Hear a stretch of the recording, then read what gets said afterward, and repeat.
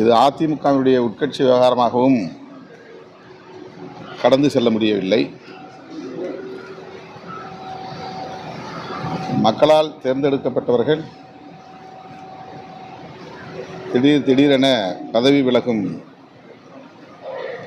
சூழல் ஜனநாயகத்திற்கு உகந்ததல்ல. அதிமுகவுக்குள் என்ன பிரச்சனை? மக்களால் தேர்ந்தெடுக்கப்பட்ட சட்டமன்ற உறுப்பினர்கள் பதவி விலகும் நிலை ஏற்பட்டிருக்கிறது என்றால் அதிமுகவுக்குள் நிகழும் உட்கட்சி முரண்கள் என்ன என்பதைத்தான் நீங்கள் வெளிச்சத்திற்கு கொண்டு வர வேண்டும். அவ்வாறு இல்லாமல் யூகங்களின் அடிப்படையில் விவாதங்களின் திசைவழிப்போக்கையே மாற்றுகிற முயற்சியில் தொடர்ந்து ஊடகங்களும் இதர அறிவுஜீவிகளும் செய்து கொண்டிருக்கிறார்கள். ஆகவே 6 பேர் இதுவரையில் அதிமுகவிலிருந்து பதவி விலகியிருக்கிறார்.